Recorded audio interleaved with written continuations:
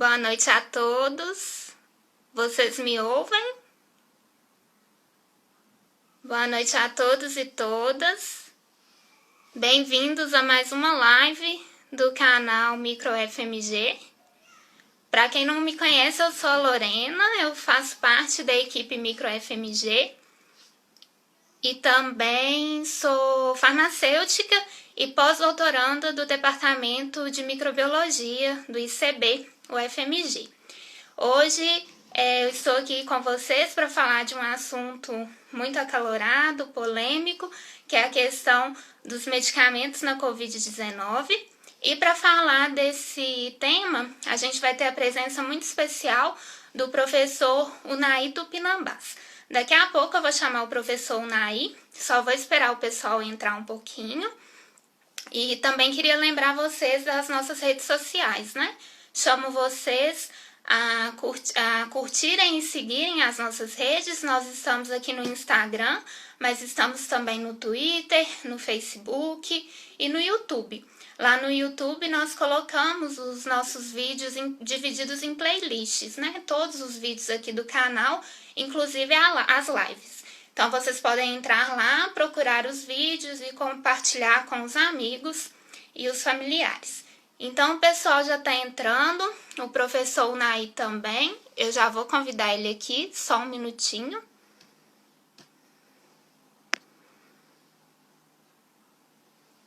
Deixa eu achar ele.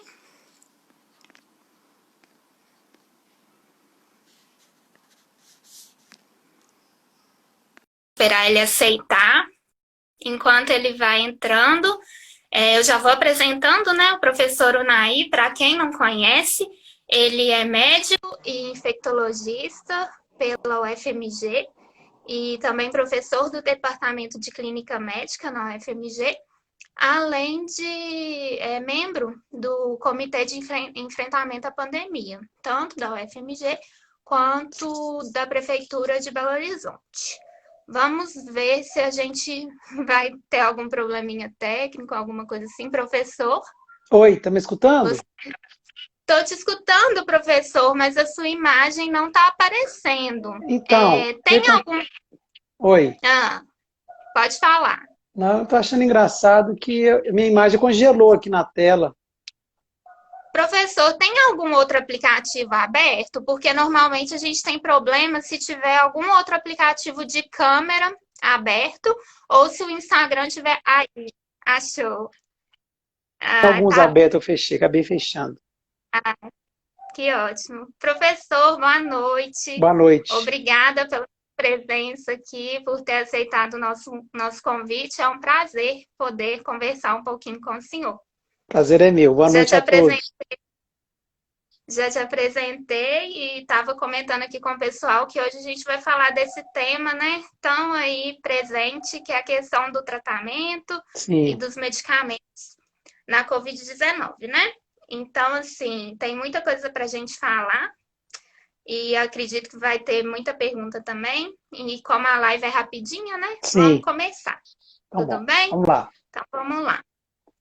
Então, a primeira coisa que eu queria te perguntar, professor, é um contexto histórico sobre essa questão do desenvolvimento de fármacos, né? O desenvolvimento de medicamentos. Por quê? Porque a gente escuta muito falar que para desenvolver um medicamento, a gente tem que fazer vários testes, vários ensaios para saber se ele é eficaz, se ele é seguro, né? E aí a minha dúvida é se esses testes vieram por causa de algum problema no passado, né? Existe alguma história de algum medicamento, alguma droga que causou algum problema por não ter sido testado de forma mais rigorosa? Então, sim, a gente tem o estado ensaio que é pré-clínico, você faz a pesquisa, desenvolve a pesquisa no laboratório, em tubo de ensaio, vê que aquela molécula pode atuar em algum medicamento, depois você faz a cobaia, isso pode ser rames, pode ser ratinhos, e depois você faz até em primatas não humanos, e depois você passa a fase clínica, que é a fase 1, fase 2, fase 3. Então a gente tem dois medicamentos recentes, né, que é mais ou menos recentes, que é um exemplo de que não foi testado adequadamente e deu grandes problemas. Um deles, né, é a talidomida, na década de 60, todo mundo sabe, né, o efeito que causou nas mulheres que usavam a talidomida, que era usada para enjoo, né? Teve foi uma tragédia nos anos 60. E na década de 30 também, com o advento da descoberta dos antibióticos, a sulfonamida ela não tinha solução para dar para a criança, era só comprimido. E as crianças menores não conseguiam ingerir. Aí, para isso, naquela época, eles tentaram usar um diluente. Aí usaram, naquela época, o dietileno glicol, que foram um ótimo diluente, ou esse diluente tinha um sabor de framboesa. E as crianças tomaram com muita facilidade o antibiótico. Infelizmente, teve uma tragédia, mais de 300 crianças morreram. E lembrando que esse dietileno glicol é esse que teve a contaminação da cerveja aqui na fábrica de Belo Horizonte. Esses dois medicamentos não passaram, né, para aquelas fases da pesquisa clínica e teve essa tragédia. Claro, tem vários outros que pode falar aqui, mas só dois exemplos que a população, né, acho que vai entender muito bem o que eu estou falando. Entendi. Então, a gente pode falar que atualmente, né, no desenvolvimento de novos fármacos, a gente tem essa questão bem rigorosa, né, de Sim, ter que passar etapa por etapa. E sim, seria até uma questão ética mesmo, né, professor? Uma questão claro, bioética, digamos claro, assim, né? claro. Entendi. E aí, já, né, o senhor falou um pouquinho, a próxima pergunta seria justamente isso. Quais seriam essas etapas, Sim, né? tá. Descrever brevemente para a gente quais seriam essas etapas. Então, eu falei rapidamente, você desenvolve a droga no laboratório, em tubo de ensaio, você desconfia que ela pode agir naquela doença, por exemplo, você testa em ratinhos, ratinho não teve efeito colateral, você testa em primatas não humanos, não teve efeito colateral, e às vezes até melhorou aquela condição. Aí depois você faz para a fase 1 do teste, que você pega poucos voluntários, participantes do projeto de pesquisa, você vai ver se a droga ela tem efeito colateral, se ela é segura, e claro, já vai ver se tem algum efeito benéfico. Aí, se ela passou da fase 1, fase 2. Aí, a fase 2, você aumenta o número de voluntários, você diferencia as doses, né, e vê se ela teve efeito colateral, sempre vê se tem segurança e vê a eficácia. Se ela passa da fase 2, ela vai para a fase 3. A fase 3 são milhares de voluntários no mundo inteiro, às vezes no mundo inteiro, divididos, né, um grupo toma droga, outro grupo toma placebo, e vai ver se tem algum benefício e tem efeito colateral. Lembrando que essa trajetória ela demora anos para uma droga. Você tem uma ideia, Lorena? A cada 10 mil drogas a gente começa a estudar no laboratório, apenas uma que ela vai ser aplicada na prática clínica. Sim, tem aquela imagem clássica do funilzinho, né? No Isso, final isso, desse ano, temos isso. apenas um. Uhum. Sim, entendi. E aí, professor, a próxima pergunta seria outra questão que também está sendo muito falada, que é a do reposicionamento de Sim, fármacos, né? sim. E aí, o que seria isso? Reposicionar um fármaco? Então é interessante, a ideia é sensacional. A gente já faz isso desde a febre amarela, dengue, chikungunya, o ebola fizemos isso. Que mais? No Epstein-Barr, na mononucleose, a gente faz isso. A gente pega uma molécula e vê que ela tem alguma ação in vitro. Né? Se ela tem alguma ação in vitro, a gente tenta fazer uma ação em vivo, ou seja, em seres humanos ou mesmo em primatas não humanos. Então, a cloroquina, a hidroxicloroquina, o remdesivir, que mais? Eu posso citar uma série dessas moléculas que foram tentadas fazer reposicionamento. No ano retrasado, tivemos a pandemia da febre amarela, e uma droga que trata a hepatite, a sofosbuvir, a hepatite C, ela foi tentada no tratamento da hepatite da febre amarela também. Então, chama de reposicionamento, é o off-label, Uhum. né? Que você pode usar, e tem que ser usado, tentativa e tal, mas o ideal seria que fosse um ambiente de pesquisa. Só para terminar essa Entendi. pergunta sua, infelizmente, a cloroquina ou a hidroxicloroquina, nessas doenças que eu acabei de falar, chikungunya, dengue, febre amarela, o ebola, o Epstein-Barr vírus, ela não teve nenhum benefício. E muito antes, pelo contrário, na questão da chikungunya, ela piorou a lesão articular, aí foi nos macacos, né? Eles tiveram mais lesões articulares, na chikungunya, sabido que tem lesão articular, por mais Sim. tempo. Tá? E também no Epstein-Barr, da mononucleose, também o tempo de eliminação viral foi maior nos pacientes que usaram a cloroquina também. Então, há mais de 10 anos Tá. estão tentando reposicionar a cloroquina nessas infecções. Sim. Depois eu vou perguntar um pouquinho mais de cloroquina mesmo, mas nessa questão de reposicionar um fármaco, então eu acredito que a maior crítica atual da comunidade científica seria que mesmo para reposicionar um fármaco, a gente teria que ter os ensaios clínicos bem feitos, né? Digamos assim. Sim, o ideal seria um ensaio clínico, mas você pode, eu acho que dependendo da situação, você pode orientando o paciente ou o seu acompanhante, o seu representante legal, daquele uso que a gente chama de off-label, né?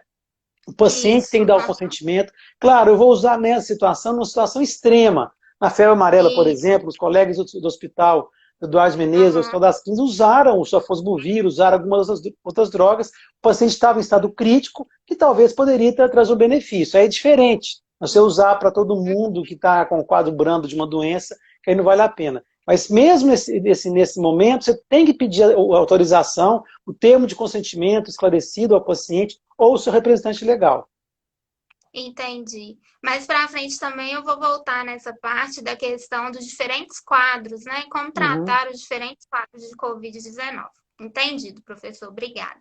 Aí aqui na próxima pergunta, eu fiz uma lista de alguns fármacos que eu escutei ao longo do tempo que poderiam estar aí sendo usados no uhum, tratamento da Covid-19. Então vamos lá. Cloroquina, hidroxicloroquina, o mais famoso, a gente já falou que é um medicamento para malária, né, para artrite, lúpus, né, distúrbios autoimunes, ivermectina, antiparasitário, também utilizado para tratar piolho, vitaminas, vitamina C, vitamina D, zinco, são suplementos, antibacterianos, como a azitromicina, a nitazoxamida, que é o famoso Anita, também um antiparasitário, antivirais que o senhor já citou, né, o Remdesivir, oseltamivir, dexametasona, anticoagulantes e imunomoduladores. Enfim, a lista é enorme, né? aham. Aí, dessa lista, a minha pergunta seria se a gente pode dizer que algum deles é validado e indicado para protocolo de tratamento padrão de Covid-19, no Não, caso. nenhum deles, infelizmente, né, nenhum deles, né? A gente, pra você tá entendendo, no início da pandemia, lá em fevereiro, eu comecei a estudar, estudando as aulas e tal, eu tinha muita esperança nesse reposicionamento de drogas. Tem o Favipiravir também, que está sendo testado, e a gente tinha muita esperança que poderia funcionar no tratamento, né? E, infelizmente, os dados foram chegando, os ensaios clínicos randomizados, mais robustos, mostrando que a cloroquina, a hidroxicloroquina, não tinha efeito nenhum. Esse que você falou, ivermectina, nitazoxamida, Uhum, também não tem muito ensaio clínico publicado, nenhum, tem estudo in vitro. Né? Em vitro, você entendi, pega uma célula, coloca o medicamento e vê se ele inibe aquele vírus. Né? A dose da sim. ivermectina usada nesse momento ele foi uma dose muito alta, que poderia Uhum, causar efeito colateral nos seres humanos. Né? A NIT também não temos uhum, nada. Tem sim ensaios clínicos em andamento, a gente espera que tenha algum resultado. A expectativa, infelizmente, é que talvez não funcione tão bem, né, esse reposicionamento. Só lembrando, para terminar essa pergunta, a uhum, dexametasona, desses medicamentos reposicionados, foi a única que teve um benefício. Não os pacientes, aí lembrando, né, todo mundo pode tomar não. Pacientes estão internados, precisando de oxigênio, ou entubados no CTI, ou mesmo na enfermaria. Ela reduziu em 30% a mortalidade. Então é uma notícia interessante essa da dexametasona. entendi. Ok. Aí, puxando esse gancho, então, de algumas coisas que a gente já falou, eu chego nessa pergunta que eu tenho, a questão dos diferentes quadros de manifestação dessa doença. Porque eu acredito que a gente tem que pensar que a maioria das pessoas ou serão assintomáticas ou terão sintomas leves que vai evoluir de uma forma espontânea para a cura, né? Uhum, Aí eu fico pensando, se essa pessoa que está com sintomas leves vai lá na farmácia, compra ivermectina e toma, é uhum, claro que ela vai associar a cura, a resolução da doença dela à ivermectina, né? uhum, Então, nesses casos de sintomas leves, o ideal seria que a pessoa realmente fizesse só o tratamento de suporte, uhum. né? Não tomasse nada que não é comprovado, não é isso? Mais ou Isso, menos? isso. Tá. Aí eu chego nos casos mais graves, né? Que aí a gente tem que pensar que realmente mesmo que pequena porcentagem das pessoas doentes tenha uma manifestação mais grave, chegue a internar e tudo mais, essa pessoa vai precisar de um tratamento mais específico, de suporte individualizado ali Uhum, no hospital. E aí, qual que é a conduta atual para esses casos? O senhor podia comentar um pouco para Então, a gente? só voltando, então, lembrando isso, né, que a maioria dos casos, eu acho que mais de 90% dos casos vão ter evolução favorável. Eu já tratei algumas dezenas de pessoas, né? Eu trato, inclusive, pela telemedicina. Eu prescrevo o quê? Eu prescrevo repouso, hidratação oral, muito líquido, né? Vitamina. A vitamina fala assim, bate um suco de laranja com mamão, hidratação, passo de, eventualmente, paracetamol ou dipirona, e eu não tive, felizmente, nenhum desses pacientes que eu acompanhei remotamente, presencialmente, teve evolução desfavorável. Eu não posso falar que foi a dipirona ou paracetamol que melhorou esses meus casos, né? Foi a evolução natural da doença. Pois bem, nos casos graves, o que aconteceu aqui? Pelo menos em Belo Horizonte, nós tivemos uma oportunidade muito grande. As equipes de saúde, de CTI, elas tiveram tempo para preparar. Né? Nós conseguimos atrasar a onda da Covid em Belo Horizonte, e as equipes de saúde, tanto como falei do CTI, da atenção primária, nós aprendemos muito com a evolução, e ali foi muito rápida essa evolução da ciência, muito rápido. Então nós aprendemos demais, isso não é pouco. Quando eu não gosto de falar que não tem tratamento. Tem tratamento, um tratamento qualificado, seja na enfermaria, seja no CTI, né, faz toda a diferença. Então a equipe de CTI preparada, a enfermagem, a fisioterapia, a equipe médica, toda preparada para dar aquele suporte, né, adequado, evitar a infecção hospitalar, manter a hidratação daquele paciente, né, um posicionamento de leito, fazer a pronação, que é virar o paciente de barriga para baixo, por exemplo, né, que tem trabalhos mostrando que melhora a oxigenação do sangue. Essa qualidade de tratamento faz diferença na mortalidade. Tanto é que hoje a chance de você morrer no CT é muito menor do que se você fosse pegar a doença, talvez em fevereiro e março. E mais, a Alemanha é um país que usou muito pouco medicamento, esses medicamentos reposicionados. E lá a mortalidade da Alemanha foi um dos menores da Europa. Já a Espanha usou muito medicamento. E a mortalidade lá foi um pouquinho maior do que na Alemanha. Então eu acho que assim, a qualidade da assistência é interessante. Desses medicamentos, para terminar isso, Lorena, a dexametasona e o Remdesivir parecem interessantes. Nós estamos pesquisando alguns medicamentos que parecem interessantes no tratamento também. Depois a gente pode falar sobre isso. Até na próxima pergunta eu ia falar um pouco sobre isso mesmo, da prática de vocês na UFMG, no Hospital das Clínicas, em relação a ensaios clínicos, né? Vocês estão envolvidos em algum? Então sim, na UFMG tem vários grupos pesquisando a Covid em vários setores, né? Nós vamos testar uma vacina agora com os colegas lá do ICB. Aqui no HC nós temos 2 ensaios clínicos em andamento.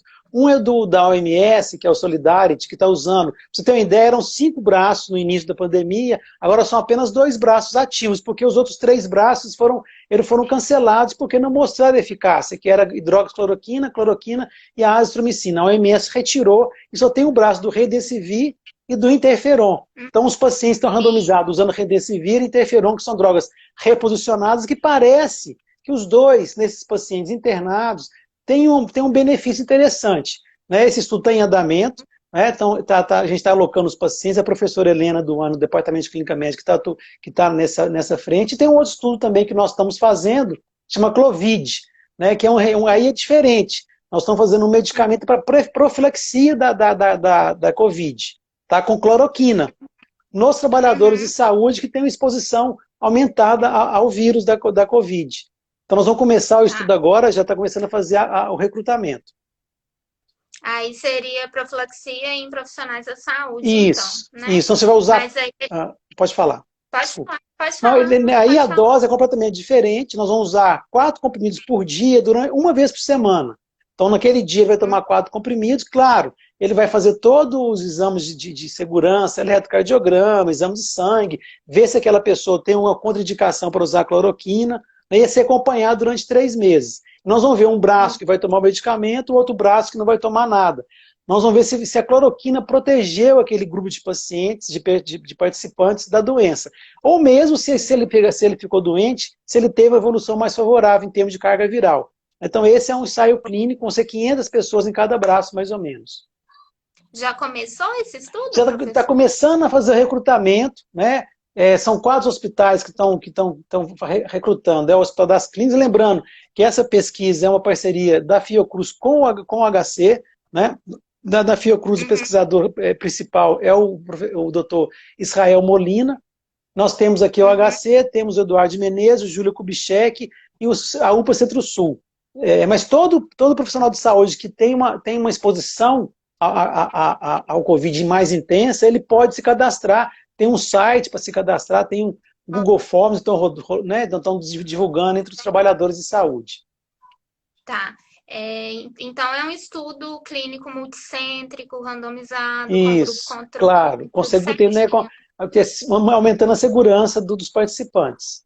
Entendi. Então, só para fechar esse assunto de cloroquina, então a gente pode dizer que cloroquina na pesquisa clínica, nos ensaios, beleza, né? Mas Sim, é. automedicação e prescrição É, clínica aí isso é fora, não. importante, é importante você falar que talvez ela possa ainda ter um resultado na profilaxia. Eu acho que nem um tratamento a gente tem usando mais, mesmo em ensaio clínico, mas a profilaxia pode ser interessante, tá?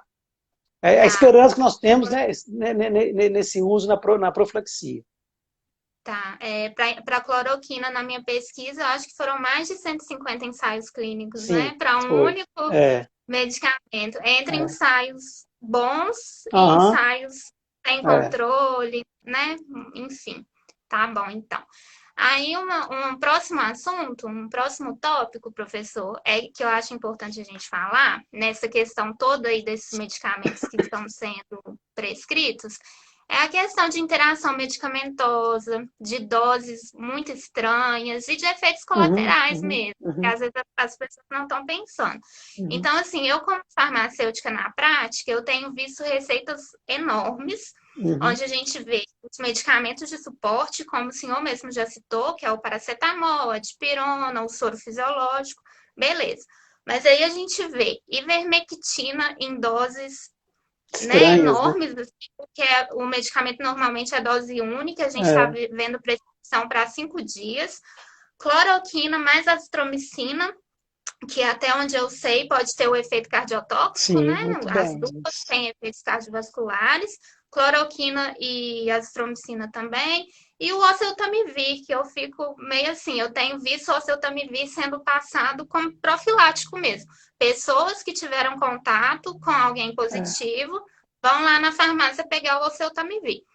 Aí eu fico pensando, né, qual é o quão problemático poderia ser essa questão toda, né? Se a gente Uhum. pensar, por exemplo, na junção de dois fármacos que têm efeitos cardiovasculares. Uhum. Poderia comentar um pouquinho sobre Sim, isso? claro, inclusive isso, né, os estudos mostrando, né, que a despeito da cloroquina, voltando à cloroquina, né, a gente usa a cloroquina desde muitos anos, né, na malária, Uhum, a gente usa, né, no tratamento da doença reumática e no lúpus eritematoso sistêmico, com bons resultados, né, então a gente sabe mais uhum, ou menos qual que é, né, a segurança desse medicamento. No entanto, na COVID, lembrando que o paciente está agudamente enfermo, então, o vírus ele pode ter acometimento miocárdico no coração, nas células do coração. Lembrando que a cloroquina, um dos efeitos colaterais mais graves, que causa morte súbita, inclusive, é uma arritmia uhum. cardíaca. O coração bate errado, assim, para de bater, né? Vamos falar assim. Uhum, Então, quando sim. você tem febre, você tem, nesse quadro agudo, a pessoa tem uma alteração dos sais do sangue, potássio baixo, está com febre, potássio baixo, pode ter ou não lesão miocárdica que predispõe à arritmia. Você dá um medicamento, no caso a cloroquina, sozinha, e junto com a azitromicina, que também aumenta o risco de arritmia cardíaca, você dá os dois medicamentos no paciente que já tem uma fragilidade, você pode potencializar o efeito colateral. Tanto é que um estudo que saiu publicado na JAMA, que é um Journal of American, um jornal americano de medicina, muito Uhum, de bom impacto, ele mostrou que os pacientes desse grupo, desse ensaio clínico, os pacientes que tomaram cloroquina ou hidróxido com azitromicina foram mais para o CTI. Aí não teve diferença na mortalidade, é verdade, mas eles foram mais para o CTI devido a problemas cardiovasculares. Então você pode estar fazendo mal. Você falou ivermectina, a gente usa dose única, os pacientes estão usando 5 dias e mais, as pessoas estão usando cada 15 dias. A gente não sabe quais e, são os efeitos colaterais ao longo prazo. Não, são remédios potencialmente neurotóxicos, né, que pode dar lesão no sistema é, nervoso. o pessoal tem feito festinha, né? E para entrar na festinha tem que tomar o comprimido de Ó, vermectina, né? então, isso que eu Seria acho, isso que é legal, assim, comentar também, é a compensação de risco, né? Ah, não, eu estou tomando anita, estou tomando zinco, estou tomando hidroxicloroquina, estou tomando Mectina, então eu não vou de máscara, não vou para as festas e tal. Isso é o que tá, isso é a maior tragédia que pode acontecer para essa pessoa, né? Assim, uma não é, loucura. é uma loucura mesmo. Né? Nós estamos assim, Uhum, acabando com o que nós conquistamos, construímos o método científico, né? Custamos chegar aqui, as e pessoas estão jogando no lixo. Isso a gente tem que tomar cuidado com isso.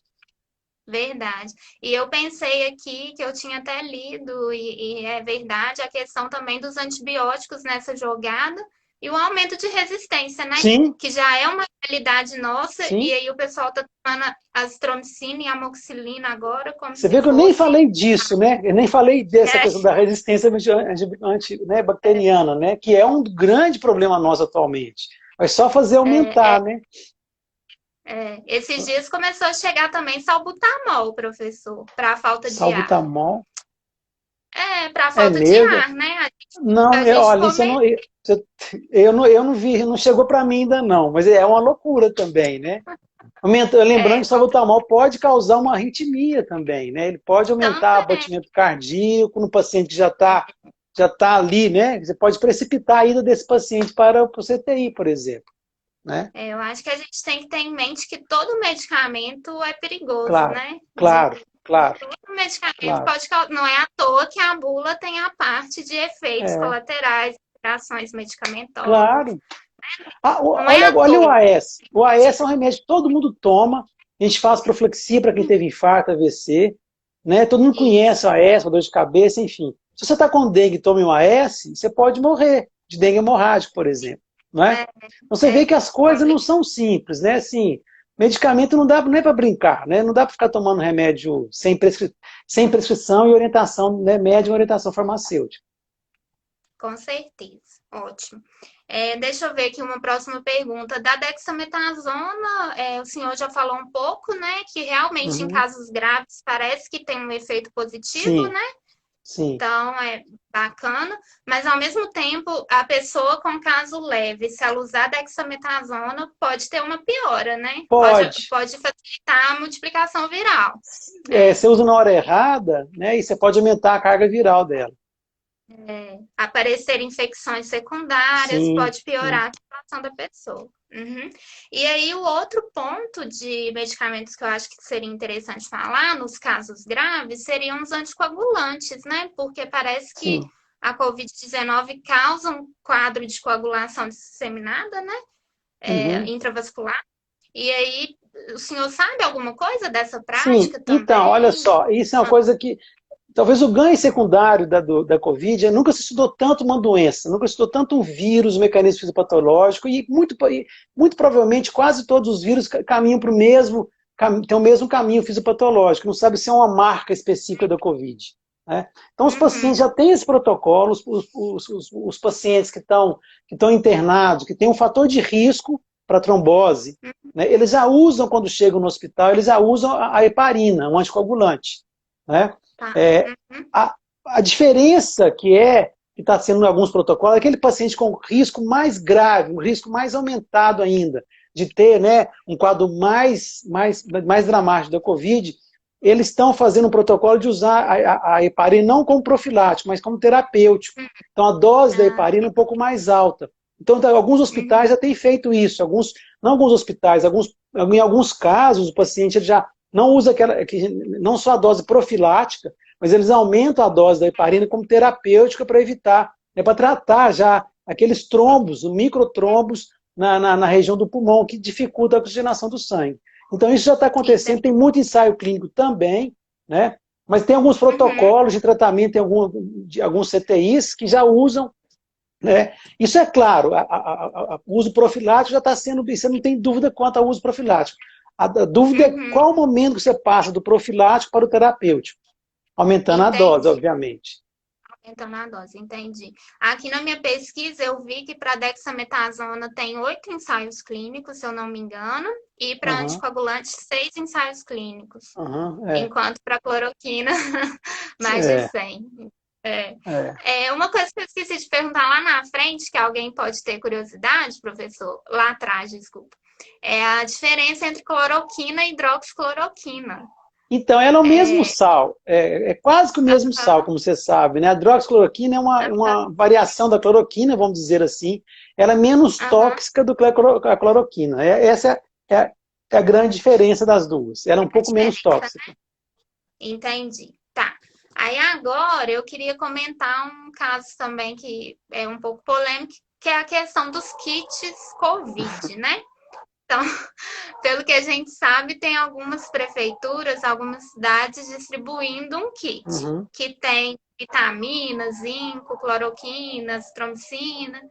E aí, nessas Ah, cidades, os indicadores são melhores do não. que nas cidades que não tem kit Não, COVID? Como é que já tem trabalhos mostrando que não tem diferença nenhuma, gente. Assim, é muito triste isso, porque o que, que nós estamos errando? Onde nós estamos falhando e continuamos falhando? É na testagem. E pega o dinheiro do kit, né, que não é barato, né, pega o dinheiro daquele kit Covid e compra mais teste diagnóstico. E tem associação. Quanto mais teste, menos morte. Já está claro. Tem um trabalho que saiu recentemente mostrando isso. Você testa mais, as pessoas morrem menos. Isso é óbvio.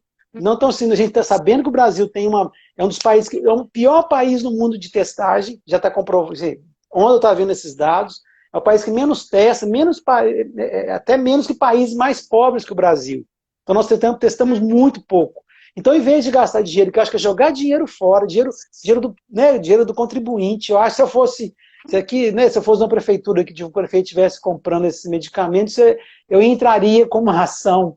Né? Isso é desperdício, é uso inadequado do dinheiro público, né? Dinheiro dos contribuintes. Eu acho completamente inadequado e faz isso. Além de levar efeito colateral, né, aquela pessoa ela pode ter efeito colateral daquele medicamento, da falsa sensação de segurança, ela pode ter a compensação de riscos, né, relaxar aí nas festas, como você bem disse, ir nas festas, não usar máscara, e fazer uma bola de neve, ser um tiro que vai sair pela culatra. Infelizmente, é lamentável essa conduta.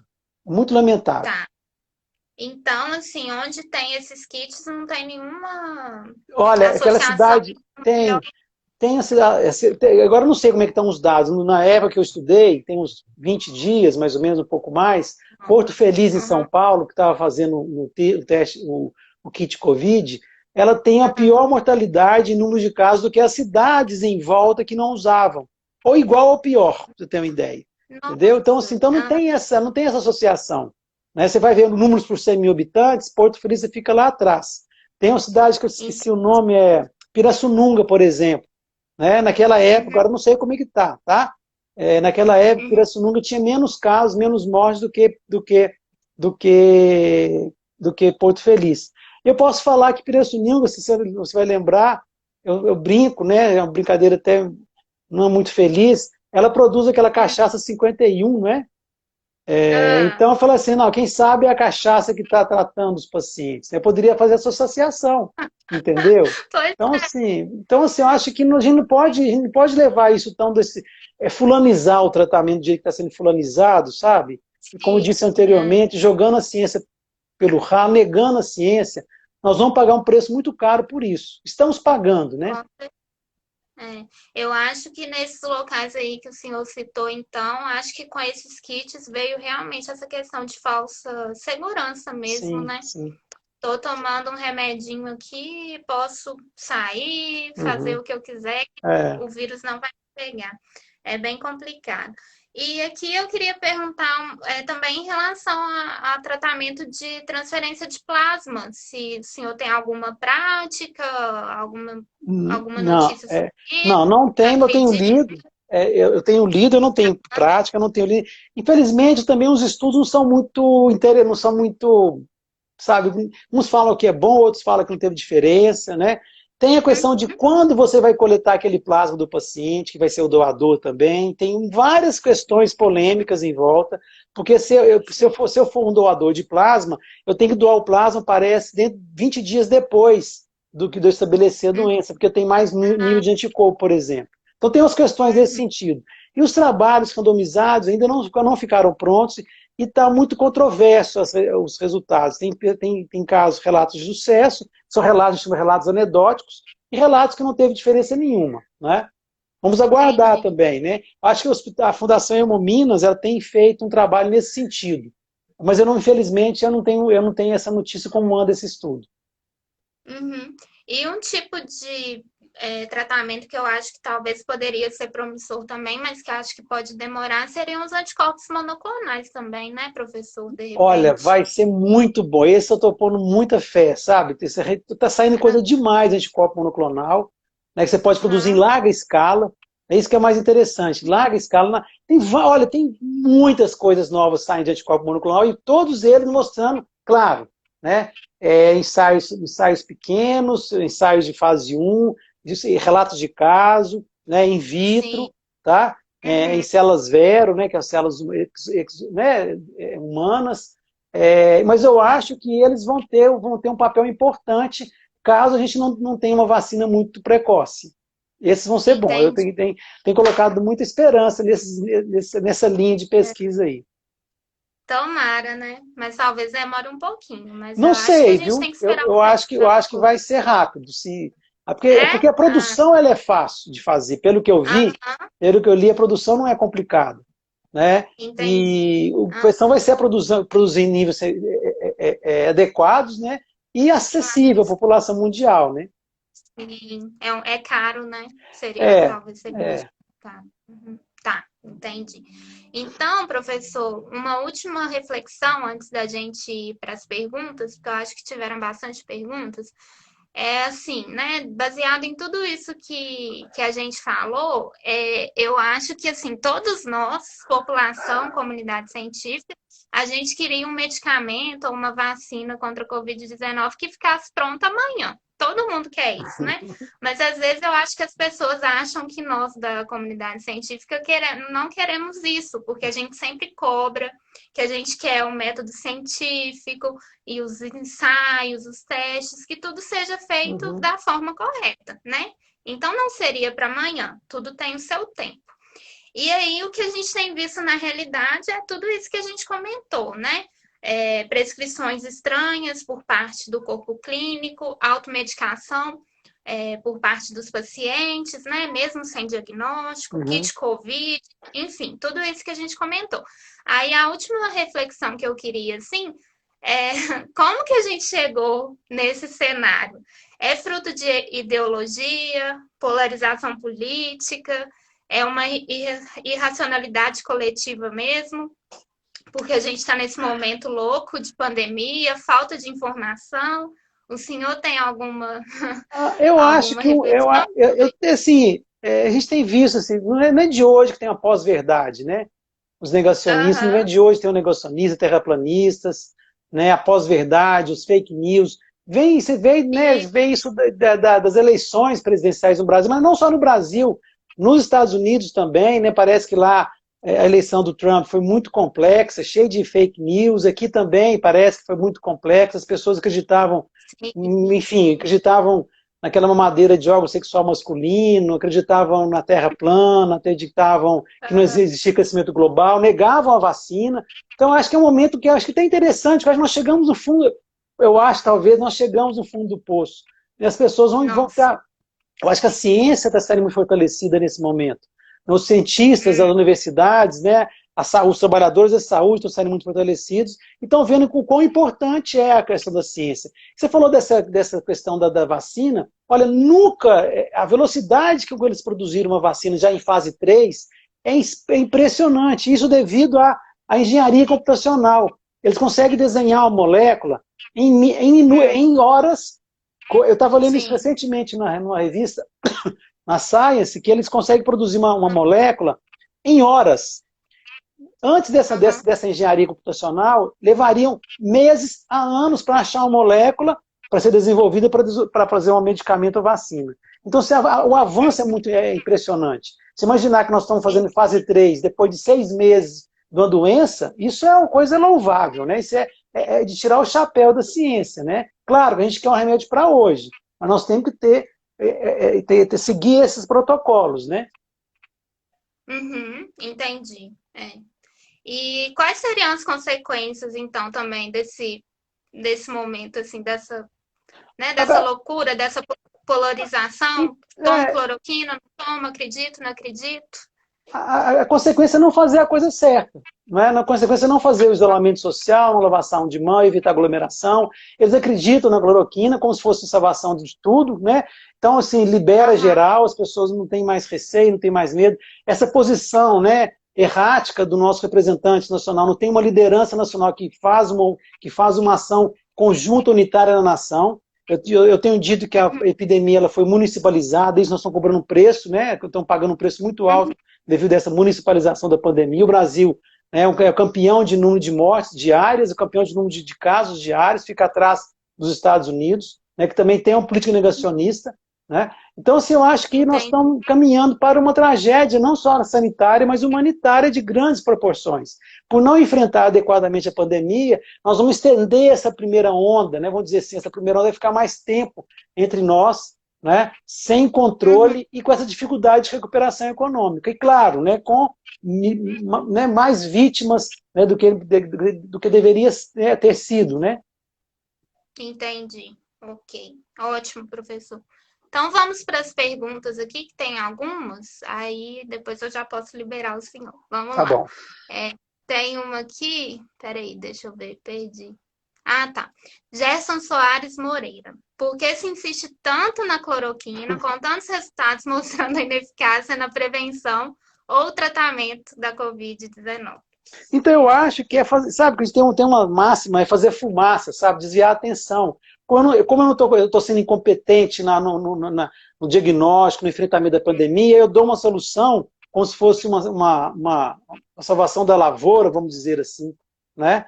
E esqueço, né, para Aham, poder desviar a atenção. Eu acho que é proposital isso mesmo, as pessoas ficarem confusas, né? Como eu disse, o nosso representante máximo, ele tem essa confusão na cabeça dele, a população está toda confusa. Né? E isso é proposital, é para evitar, né? Já que não está fazendo a coisa direito onde tem que fazer, desvia a atenção para a cloroquina como se fosse a salvação. É uma jogada política, sim. talvez. Uma jogada política, e até eu fiz algumas pesquisas e vi algumas pessoas comentando também, igual eu falei, são 150 ensaios clínicos, mais ou menos, registrados. Então, o pessoal falou que talvez até por parte do pessoal da pesquisa tem uma busca por protagonismo também, né? Uhum. Já que cloroquina é o medicamento da moda, eu vou estudar cloroquina também, para Uhum. ver, né? Sim. Se tem alguma coisa, se eu consigo, né? Enfim, algum sucesso nessa pesquisa. Enfim, é Isso atrasa a fila tem que andar, né? 150 ensaios de Tem que andar, cloroquina, a de fila tem que repente alguém andar. podia olhar para outra coisa. Claro. Exatamente. Tem uma pergunta aqui que eu acho muito interessante, que eu também tenho ouvido bastante falar sobre medicina baseada em evidências. Aí o Gui Ximenes perguntou: professor, você acha necessário o ensino de medicina baseada em evidências? Será Claro, que está, né, um claro. defeito aí no ensino também? Claro, claro, eu acho assim que até a minha geração, acho que a minha geração, assim, ela não foi, nós não tivemos um ensino médico baseado na evidência. Claro que nós temos que levar em consideração tudo, né, toda aquela clínica do paciente, tá, mas nós temos que ter mais ou menos um modelo, né, seguir esse modelo baseado em evidência que nos ajuda muito a não fazer o malefício, né, assim, primeira coisa que a gente tem que fazer é não fazer um malefício ao paciente. Então, acho que o ganho que a gente vai ter na medicina baseada em evidência, eu acho que a geração que está chegando agora, porque a medicina ela nasceu antes da ciência, não era uma ciência a medicina, se for pensar. Tem pouco tempo que ela foi acoplando na área científica, né? E a formação médica, ela ainda demorou a entrar nesse modelo baseado em evidência. Isso tem Aham, dado um impacto negativo, eu acho, na prática médica, inclusive. Eu acho que talvez hum, esse pode ser outro ganho, né, da gente repensar o nosso ensino médico, né, reforçar essa questão da ciência. Não que o médico não vai ter uma liberdade, uma autonomia para poder fazer uma ação ali diante daquele sim, paciente. Isso é diferente, ele tem ainda aquele sim, protagonismo. Mas é sempre essa ação uhum, baseada em alguma evidência. Não pode ser assim, sim, eu tenho 2 casos, fulano tem um caso, deu certo, vou fazer isso. Não pode ser mais entendi. assim. Não deveria ser assim. E tem uma pergunta aqui sobre os colegas médicos também, do Rodrigo Araújo. Há médicos indicando esses medicamentos no YouTube e com grande adesão. Como médico, você vê essas ações de como você vê essas ações de colegas de profissão na internet? Então, isso é antiético, né? Tá, É, foi proibido no Código de Ética Médica você fazer propaganda do ah, medicamento que não tem comprovação científica nenhuma. Você contribui para o pandemônio que nós estamos vivendo agora. Você contribui para a falta de controle da pandemia. E mais, você uhum, pode estar causando mais malefício do que benefício. Então, olha, é lamentável o que nós estamos vivendo. E, infelizmente, muitos colegas, né, que estão preconizando essa conduta que eu acho completamente inadequada, completamente antiética, que fere os preceitos primários da medicina, que é primeiro não fazer o mal. E, na dúvida, se abstenha, entendeu? sim, sim, com certeza. Professor, tem uma pergunta aqui da professora Viviane, que eu acho que seria interessante, como membro do comitê, o senhor responder para a gente, que é sobre a curva, né? Ela está perguntando quando você acha que nós desceremos de fato essa curva? Ainda vai Ah, demorar? nossa, essa pergunta vale também uma grana quem responder. A nossa expectativa é que a gente já está começando a descer, entendeu? Mas a gente não sabe, a gente só vai olhar que está descendo quando passar, né? Uhum, Os casos estão estabilizados, infelizmente estabilizamos, pelo menos a internação, estabilizamos o nível no patamar alto, que eu estou falando em Belo Horizonte, né? Que o Brasil, eu não faço nenhum cálculo, porque o Brasil tem várias epidemias em momentos diferentes, tem gente que está entrando na segunda onda, enfim. Mas em termos de Belo Horizonte, parece que nós atingimos um platô, né? E parece uhum, também que tá tendo uma redução de casos. Então, a expectativa, claro, isso é torcida, né?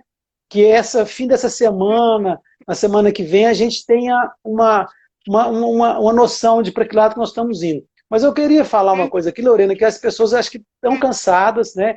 Não é momento de sim, relaxar, é momento das pessoas tá. usarem máscara facial, né? Manter o distanciamento social, evitar aglomerações, né? Não pode festa, não pode churrasco, não pode bar, não pode academia, não pode culto religioso nesse momento, tudo à distância. Né? Então, assim, para evitar a transmissão da doença, né? Que a gente está ainda com o RT nosso, transmissão, aquele R, né?